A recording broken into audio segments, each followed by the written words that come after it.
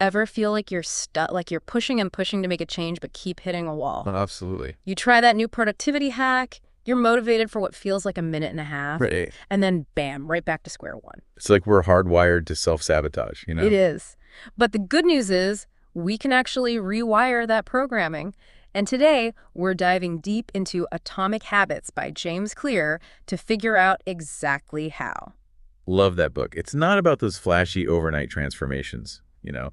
It's more about It's more subtle. exactly finding those small changes that, when you stick with them, actually create those lasting results. And it's not just theory. Clear himself is a great example. He went from a devastating baseball injury, like he was in a medically induced coma, to becoming an academic All-American. It's a heck of a story, right?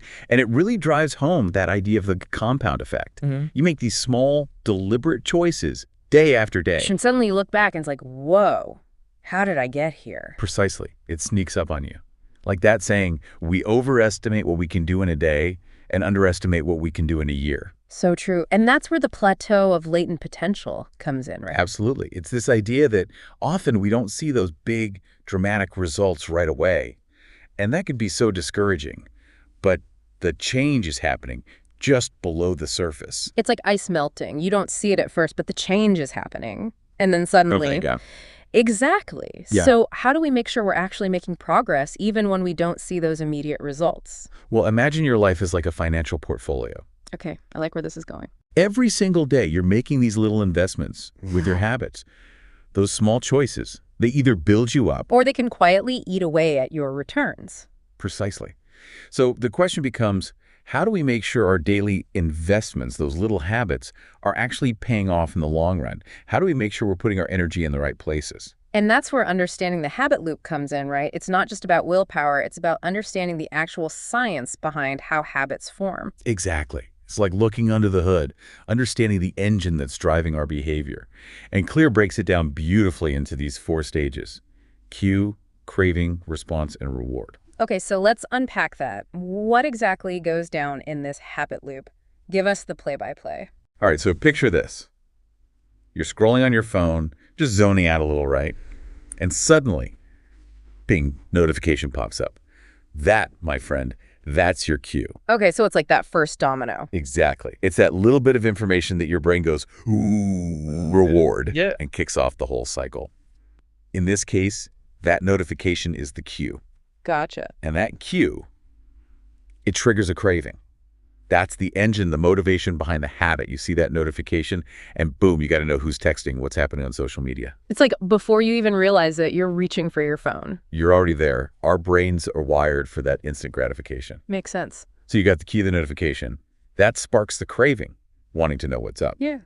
And that craving, it drives the response, the habit itself.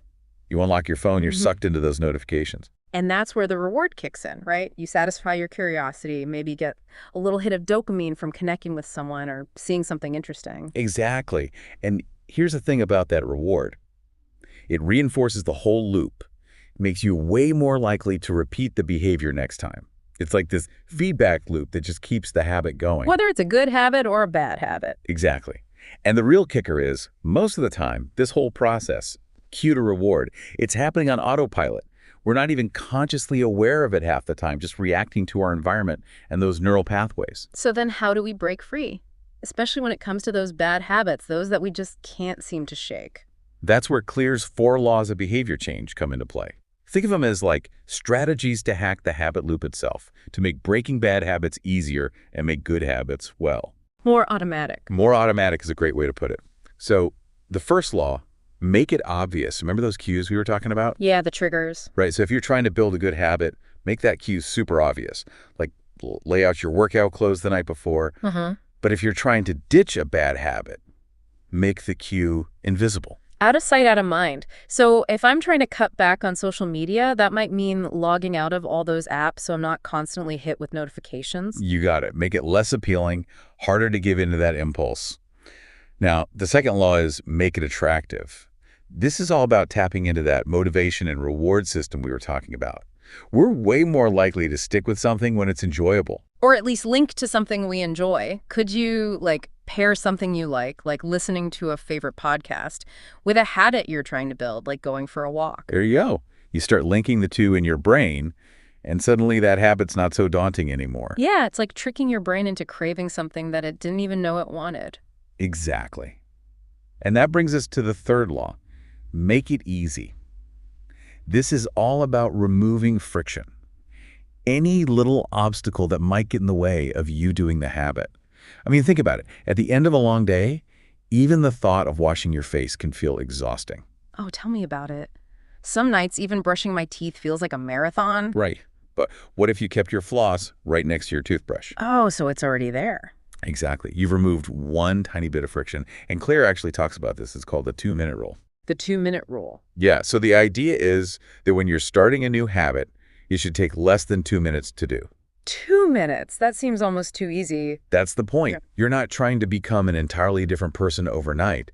It's about tricking your brain into just getting started. Because then you're more likely to keep going. Exactly. Instead of saying, I'm going to meditate for 20 minutes tonight, you say, I'm going to sit down with my eyes closed and take 5 deep breaths. I can do that. Exactly. And then often you end up meditating for longer anyway because you've already cleared that initial hurdle. Love it. Okay, what about the fourth law?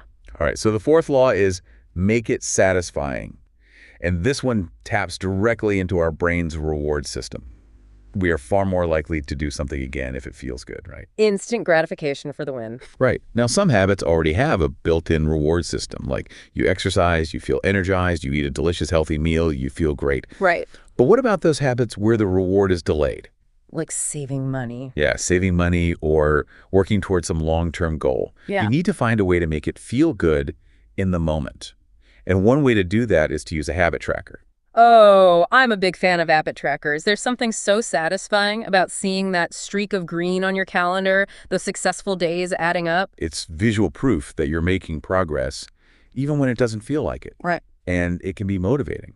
Another technique Clear talks about is habit contract. A habit contract. Yeah, basically it's a written agreement with yourself, maybe even with an accountability partner, outlining the consequences for if you stick to the habit or if you break it.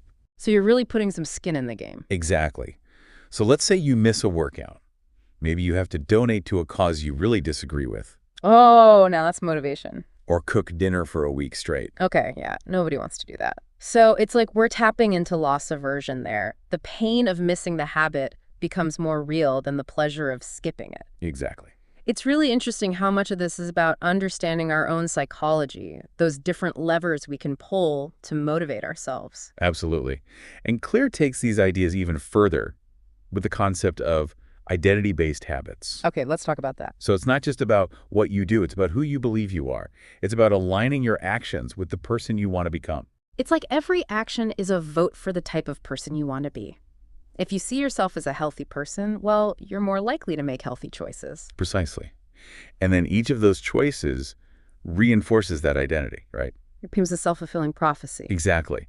But then what about those times when our self-beliefs are actually holding us back? When those limiting beliefs creep in, like I'm not a morning person or I could never run a marathon. Oh yeah, we all have those. And Clear's advice is so powerful. He basically says, question that assumption. Don't just accept it. Yeah. Yeah, there's some evidence. Instead of saying, I'm not a runner, maybe you try going for a short jog just to see how it feels. So you're testing the belief against reality. And sometimes you might be surprised at what you discover about yourself. Exactly. And this actually leads to another important point. There's no one-size-fits-all approach to habit change. It's about finding what works for you. Just because that new productivity hack worked for your best friend or your coworker doesn't mean it's going to work for you. Exactly. We all have different strengths, different weaknesses, different things that light us up. We need to find those habits that fit our personalities, our goals, our lives. You know, Clear actually uses this great example of Olympic champions, Michael Phelps and Hicham El Guerrouj. I don't think I know those names. So Phelps, he's a swimmer, right? He's got this long torso, short legs, basically, the ideal build for swimming. And then there's El Guerrouj, a runner, and he's got a short torso, long legs, perfect for running. So they both found success in areas that played to their strengths. Yes. They aligned their habits, their goals, with their natural abilities. And while we're not all going to be Olympic athletes. Right, but the principle still applies. Exactly. And that actually reminds me of another great point that Clear makes. It's called the Goldilocks rule. Okay, how does the Goldilocks rule apply to habit building? So basically, it means you need to find the right level of challenge. Not too hard, not too easy, but just right. It's like finding that sweet spot where you're fully engaged, completely in the zone. Exactly. Psychologists actually call this state flow. See, if a habit's too easy, we get bored and we don't stick with it. If it's too hard, we get discouraged and give up. Makes sense. It's like that old saying, everything in moderation. Right. It's about finding that balance between pushing yourself and being kind to yourself. So this has been such an insightful deep dive. We've gone from the nitty-gritty science of the habit loop to these big picture ideas about identity and self-belief. If you had to leave our listeners with just one piece of advice, one nugget of wisdom to hold on to, what would it be? Remember, it's a marathon, not a sprint. Building a better version of yourself, it's about those small, consistent actions day after day. Those little 1% improvements, they add up over time. So be patient, celebrate those small wins, and trust the process. Beautifully said. So as we wrap up this deep dive into atomic habits, I want to leave you with this. What is one tiny change you can make today that, if you stuck with it, could make a huge difference in your life a year from now? Don't overthink it. Just pick one small thing, make it ridiculously